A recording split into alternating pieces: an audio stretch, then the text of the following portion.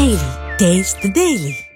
Manikandan sir, இப்போ என்னன்னா communist கட்சிகள் இவ்வளவு நாளாக வாய் திறக்கவே இல்லை, எதற்கும் கண்டனம் சொல்லவே இல்லை அப்படின்னெல்லாம் சொல்லிக்கிட்டு இருந்ததை தான் நம்ம சமீப காலங்களில் பார்த்தோம். ஆனால் இன்னைக்கு என்னன்னா திரு பே சண்முகம் ரொம்ப வெளிப்படையாகவே சொல்லியிருக்கிறாரு, இல்லை திரு திருமாவளவன் அவர்கள் பேசினது தவறு அப்படின்னு உடைச்சே பேசியிருக்கிறாரு. இதை உண்மையாலுமே ஜனநாயக அடிப்படையில் அவங்களுடைய கருத்து முதல் அப்படின்னு நம்ம கடந்து போயிடணுமா, இல்ல கூட்டணிக்குள்ள இருக்கக்கூடிய அந்த பனிப்போர் வெளியில தெரியுது அப்படின்னு எடுத்துக்கணுமா? தமிழகத்தில் ஜனநாயகத்தின் குரலாக ஓங்கி ஒழித்துக் கொண்டிருக்கிற நியூஸ் தொலைக்காட்சி நேயர்களுக்கு என்னுடைய மாலை வணக்கங்க. என்னோட ஆடியோ சரியா இருக்கா சார்? சொல்லுங்க சார், பேசுங்க சார். முதல்ல இந்த சேலத்துல இப்ப நடந்துட்டு இருக்கிற ஒரு நிகழ்ச்சியை உங்ககிட்ட பதிவு பண்ணிட்டு நீங்க கேட்ட கேள்விக்கு போலான்னு இருக்கிற சார். இந்த இந்திய கம்யூனிஸ்ட் கட்சி அப்படின்னு இந்த திமுக 10 கோடி தேர்தல் நிதியுதவி வாங்கின கட்சியோடைய முதல் மாநாடு சேலத்துல நடந்துகிட்டு இருக்குதுங்க. 3 மணிக்கு பாத்தீங்கன்னா சேலம் பழைய பஸ் நிலையத்தில இருந்து பாத்தீங்கன்னா, அதாவது தமிழ்நாட்டுல இருக்கிற ஒட்டுமொத்த இந்திய கம்யூனிஸ்ட் நிர்வாகிகள் தொண்டர்களை சேர்த்தீங்கன்னா ஒரு குட்டி யானையில பாத்தீங்கன்னா பாதி வண்டி காலியா இருக்கும். இல்ல இங்க பாருங்க மணிகண்டன், நீங்க ஜெனியூனா பேசுங்க, சொல்லுங்க, கருத்துக்கு வாங்க. என் பார்வையை சொல்றேன் சார். ஆனா இன்னைக்கு பாத்தீங்கன்னா பல 100 bus, private bus, college bus, தனியார் பள்ளிகளோட பஸ் இதெல்லாம் எடுத்துக்கிட்டு பாத்தீங்கன்னா தமிழ்நாட்டின் மிகப்பெரிய கட்சி அதிமுக நடத்துற ஒரு மாநாடு மாதிரி ரோட எல்லாம் இன்னைக்கு கம்ப்ளீட்டா மறிச்சு சாயந்தரம் ஸ்கூல் முடிச்சுட்டு வந்த கல்லூரி மாணவ மாணவிகள், பள்ளி மாணவிகள் இந்த நிமிஷம் வரைக்கும் அல்லோகல் பட்டுக்கிட்டு இருக்கிறாங்க. வீடு திரும்ப முடியாம அங்கங்க பிளாக் ஆகி போலீஸ் ஃப்ரீ ஹேண்டடா விட்டு அவங்க இது கம்யூனிஸ்ட் கட்சிக்கு அது உச்சத்துல இருந்த காலத்துல கூட இவ்வளவு கூட்டம் கூட்டினது இல்ல. இது கம்யூனிஸ்ட் கட்சி வளர்ந்திருக்கிறாங்க திமுக கூட சேர்ந்து அப்படின்னு சொல்ல வரீங்களா? அதான் எப்படி வளர்ந்துருக்காங்கன்னு சொன்னேன். எல்லாம் வந்திருக்கிற அந்த கூட்டத்தையே பார்த்தா அந்த கொள்கைக்கு சம்பந்தமே எல்லாம் நெத்தியில போட்டு வச்சிருக்காங்க, இது வச்சிருக்காங்க. மிகப்பெரிய இன்னல் தயவு செஞ்சு உங்க நியூஸ் சேலம் நிருபத்தை சொல்லி அதை கவர் பண்ண சொல்லுங்க. ஒரே ஒரு ஒப்புதல், கிட்டத்தட்ட 37 நாளா தமிழகம் முழுக்க சுற்றுப்பயணம், தமிழகத்தை காப்போம் மக்களை மீட்போம் அப்படின்னு சொல்லி போயிட்டு இருக்கிற எடப்பாடி பழனிசாமி அவர்கள் ஒவ்வொரு தொகுதியா போறார். ஒரு இடத்துல கூட பொதுமக்களுக்கு எந்த இன்னலும் ஏற்படாதவாறு அது பயணத்திட்ட அவ்வளவு சிறப்பா வச்சுக்கிட்டு அவர் போறார் அப்படிங்கறது இந்த இடத்துல சுட்டி காட்ட விரும்புறேங்க. இந்த பாட்டு கச்சேரிக்கெல்லாம் போனீங்கன்னா மனோஜ், அது ஆரம்பிக்கிறதுக்கு முன்னாடி ஹலோ மைக் டெஸ்டிங் 1 2 3 அப்படிம்பாங்க. ஒருத்தர் தபேலா வாசி பார்ப்பாரு, ஒருத்தர் பாத்தீங்கன்னா இது ஹார்மோனியை பற்றி இது பண்ணி அந்த பாட்டுக்கு முன்னாடி முன் தயாரிப்புல ஈடுபடுவாங்க. அந்த மாதிரி திமுகவுல இப்ப கூட்டணியில கும்மாங்குத்து வேலை ஆரம்பிக்க போகுது அப்படிங்கறதோட முன்னோட்டம் தான் இப்ப இது நடக்கிறதுங்க. திருமாவளவனுக்கு என்ன பிரச்சனைனா, தன்னுடைய விசுவாசத்தை தினமும் நிரூபிச்சுக்க கூடிய ஒரு கட்டாயத்தில் இருக்கிறார்.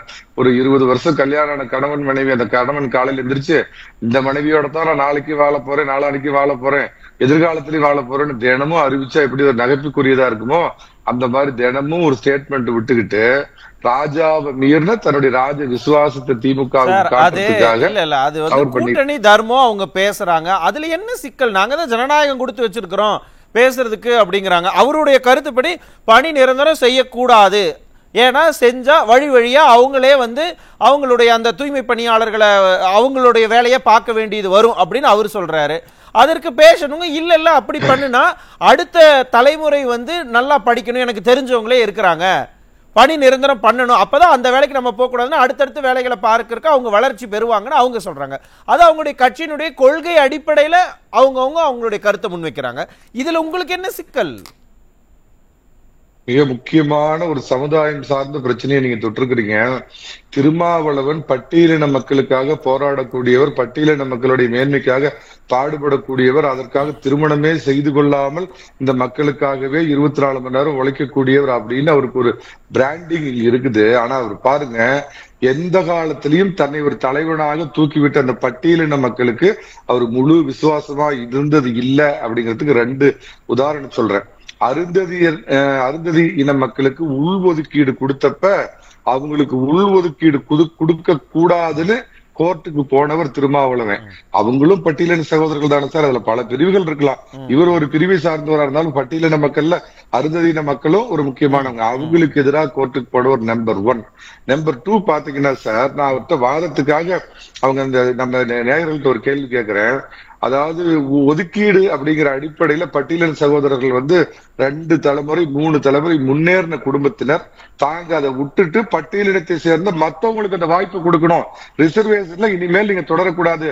முதல் தலைமுறை நீ மேல வந்துட்ட, 2ஆம் தலைமுறை நீ மேல வந்துட்ட, அதனால எனக்கு ரிசர்வேஷன் வேணான்னு நம்ம பட்டியலினத்துல இருக்கிற மத்தவங்களுக்கு விட்டு கொடுத்துருங்க. சாதாரண இதே நீங்க சொல்ற இந்த கூலி தொழிலாளி மலத்தாள்றவன் இந்த தொழிலாளி எல்லாம் மேல வரணும் அப்படின்னு பேச அவர் தயாரா இருப்பாரா? எப்பேற்பட்ட இரட்டை நிலையா சார்? அவங்க கேட்கறது 13 நாள் ராத்திரி பகல் வெயில் மழை இத்தனையும் அங்க போராடிக்கிட்டு இருக்கிறப்ப அதை பத்தி திரும்பி கூட பார்க்காம நாடகம் நடத்துது. இது மாத்திரம் இல்லைங்க, பட்டியலின மக்கள் அந்த வார்த்தையை பயன்படுத்துறதுக்கு முன்னாடி பீ தண்ணி குடிச்சாங்க, குடிச்சிட்டு இன்னைக்கு வரைக்கும் நீதி கேட்டு போராடிட்டு இருக்கிறாங்க. இல்ல சார், உள்ளதை சொல்றேன் சார், உள்ளதை சொல்றேன். இன்னைக்கு வரைக்கும் நீதி கேட்டு போராடிட்டு இருக்கிறான். ஸ்காட்லாந்து யார்டுக்கு இணையான போலீஸ் இதோ நெருங்கி விட்டோம், பக்கத்தில் போய் விட்டோம், டிஎன்ஏ டெஸ்ட் எடுத்து விட்டோம்னு நாடகம் நடத்திக்கிட்டு இருக்கிறாங்க. அதை கேட்கறதுக்கு தெம்பு திராணி இல்லாத திருமாவளவன் பரந்தூர்ல பாத்தீங்கன்னா பாகிஸ்தான் ஒரே ஒரு விஷயம், நீங்க கட்சி ஆதரிக்கலாம், சில கட்சிகளை எதிர்க்கலாம், அதெல்லாம் உங்களுடைய தனிப்பட்ட விருப்பம். நான் அதை பத்தி அதுக்குள்ள நான் வரவும் விரும்பல, வரவும் மாட்டேன், அது உங்களுடைய சுதந்திரம். ஆனா யாரை குறிப்பிட்டாலும் மரியாதை நிமித்தமாகவே நீங்க குறிப்பிடுங்க. சொல்லுங்க, கண்டினியூ பண்ணுங்க. ரைட்டுங்க. பரந்தூர்ல பாத்தீங்கன்னா ஏதோ பாகிஸ்தான் பார்டர்ல மக்களை போட்டு அடைச்சு வச்சிருக்கிற மாதிரி 4.25 வருஷமா அந்த மக்களை போட்டு அடைச்சு வச்சிருக்கிறாங்க. அதுக்கு குரல் கொடுக்காத டாக்டர் தொல் திருமாவளவன் என்ற திருமாவளவன், சரிங்களா? மரியாதையா பேசுறேன்னப்ப. அதுக்கப்புறம் பாத்தீங்கன்னா 87 பேர் தாலி அறுத்த கள்ளச்சாராய சாவுல அதிகமா தாலி அறுத்தது என்னுடைய பட்டியலின சகோதரிகள். அவங்க குடும்பம் தான் தாலி அறுத்தது.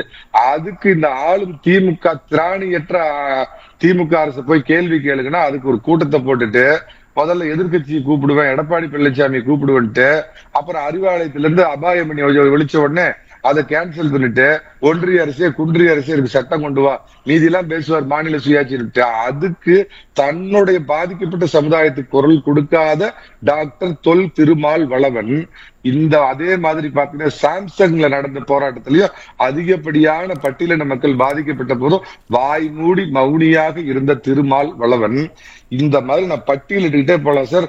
இந்த திராவிட மாடல் ஆட்சியில அதிகப்படியான பட்டியலின மக்கள் மீது கொடும் தாக்குதல் நடந்துச்சு. 27 பேரை திராவிட போலீஸ் லாக்அப்ல போய் அடிச்சு கொண்டதுக்கெல்லாம் வாய் மூடி மௌனியா இருந்துட்டு காது கேட்காம கண்ணை மூடிக்கிட்டு வாயை பொத்திக்கிட்டு இருந்த திருமாவளவன் வேற பக்கம் திசை திருப்புறாரு. இவர் உண்மையாலுமே இன்னைக்கு ஆளுங்கட்சியோட இவ்வளவு நெருங்கின கூட்டாளியா இருந்தா முதல்ல அவங்கள பாதுகாப்பு பண்ணுங்கன்னா தான் அந்த கூட்டணியில இருப்பேன், இல்லைன்னா நான் வெளியேறுவேன் அப்படின்னு சொல்லினாதான் நீங்க பட்டியலின தலைவர். அதை விட்டுட்டு திசை திருப்பறதுக்கு இல்ல அவங்களுக்கு இந்த வேலையை கொடுத்தா இதுலயே இருந்து போயிடுவாங்க.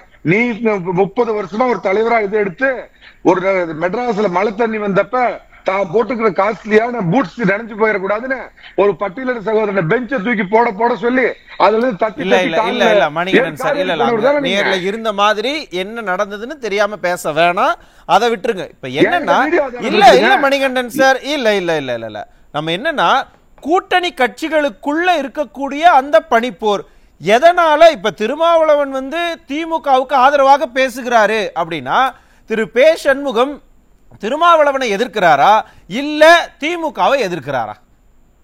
அதான் சார் சொல்றேன்.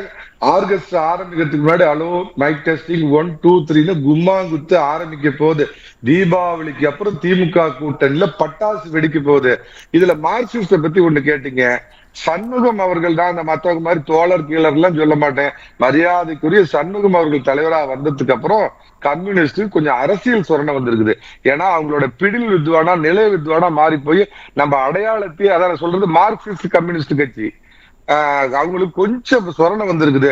இந்த மூழ்கிற டைட்டானிக் கப்பலுக்கு இப்படி முட்டு கொடுத்துக்கிட்டு நாம நின்றுகிட்டு இவங்களோட பயணம் பண்ணோம்னா இந்த மக்கள் விரோத அரசு, மக்களை அடிச்சு தூக்கி எறிஞ்ச அரசு, விவசாயி மீது குண்டு சட்டம் போட்ட அரசு, 14 மணி நேரம் பணி இப்படி எல்லாம் பண்ணின அரசோட நாம பயணம் பண்ணணும்னா சிக்கலாகி போயிடுன்னு விஜய் என்ன பண்ணுவார், விஜய் நாளைக்கு எப்படி வரப்போறாருங்கிறதுக்காக காத்துக்கிட்டு இருக்கிறாங்க.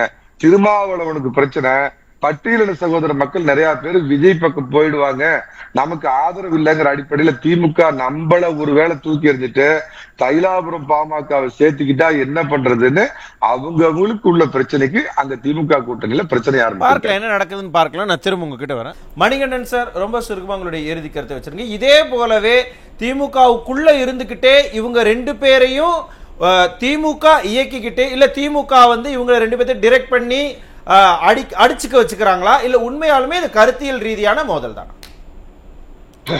மனோஜ், திரு அப்பாஸ் பேசுறதுக்கு நான் ஒரு பதில சொல்லிட்டு நீங்க கேட்ட கேள்விக்கு போறேன்.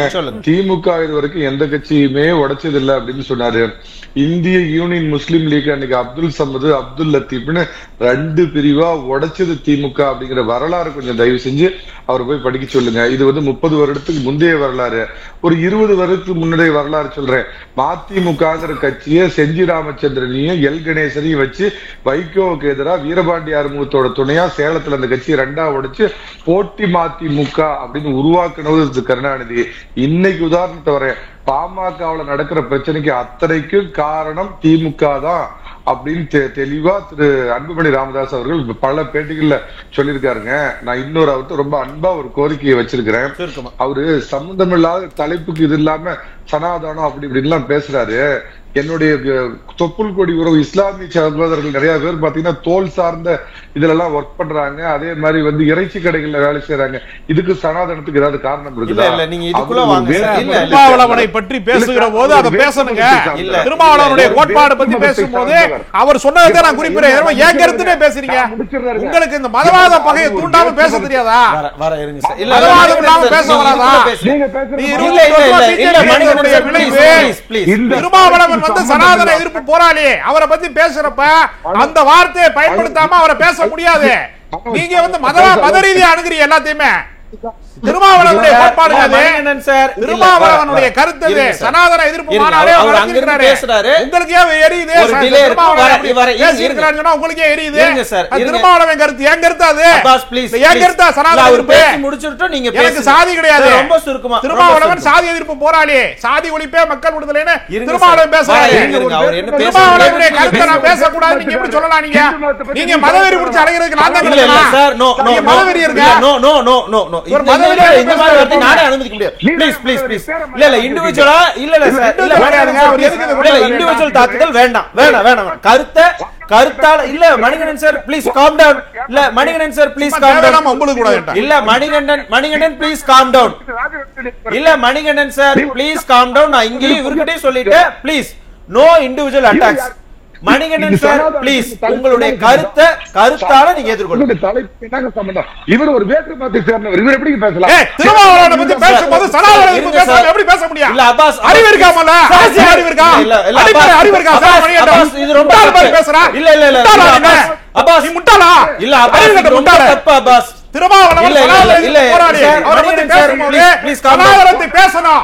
ஏன்னா அவருடைய கொள்கை, அவருடைய கட்சியை பாருங்க. ஒரே சனாதன எதிர்ப்பை நான் பேசுறேன். இந்த வார்த்தைகளை நான் அனுமதிக்க முடியாது. அப்பாஸ் ப்ளீஸ் முட்டாள் போய் பேசுறா. No no no no no no mister Abbas, no no no please. இல்ல இல்ல இத நீங்க பின்வாங்கணும். இல்ல இல்ல இந்த மாதிரி வார்த்தைகளை நீங்க பயன்படுத்த கூடாது. அவர் மதவெறியா பேசுறாரு. இல்ல இல்ல இல்ல மணிகண்டன் இஸ்லாமிய இருக்கே புரியாம ஒரு காலத்துல கூட பேசுறது இல்ல. நான் அதுக்கு தான் இங்க ஏற்படுத்துறேன். ப்ளீஸ் வரர். இல்ல இல்ல அப்பாஸ் நோ நோ இண்டிவிஜுவல் பேசுறாரு. அதுக்கு நீங்க பதில் எல்லா வாதத்திலயுமே மத ரீதியாக பிளவு அரசியலை, வெறுப்பு அரசியலை, பாஜக அரசியலை முன்வைக்கக்கூடிய சங்கியத்தாலே இல்ல இங்க பாருங்க. இல்ல இல்ல இப்படி நீங்க தனிப்பட்ட தாக்குதல் ஈடுபடக்கூடாதுங்க. இல்ல மணிகண்டன் சார் இல்ல no please please please no individual attacks. கருத்தால நீங்களும் சொல்லுங்க சார். மறுபடியும் இதே சொல்லு. இல்ல சார் இந்த வார்த்தைகளை நீங்க பயன்படுத்த கூடாது சார். இல்ல இத நீங்க பின்வாங்க. இல்ல நான் அவர்கிட்ட சொல்றேன், நீங்க இந்த வார்த்தைகளை நீங்க வாங்கணும். இல்ல இல்ல இந்த வார்த்தைகளை நீங்க வாங்கணும். நோ நோ சார் ரொம்ப சுருக்கமா இங்க இறுதி கருத்தை வச்சிருங்க. ஜெனியூனா சொல்லிருங்க, அவ்வளவுதான். சொல்லுங்க சார். அந்திம காலத்துல இருக்கு சார் திமுக. அதுல அடிதடி வெட்டு குத்து இதெல்லாம் ஆரம்பிச்சிருச்சு. மூழ்கி போற அந்த ஓட்ட டைட்டானிக் கப்பல்ல இருந்து ஒவ்வொருத்தரும் தன்னை எப்படி பாதுகாத்துக் கொள்றதுக்கு மெதுவா கூக்குரலப்பதான் ஆரம்பிச்சிருக்காங்க. தனித்தனி லாவணியா பாடுறாங்க. தீபாவளி முடிஞ்சதுக்கு அப்புறம் பாருங்க பட்டாசு வெடிக்கும். திமுக கூட்டணி வெடிச்சு செதறும். நன்றி நன்றி சார். இதே இறுதி கருத்தை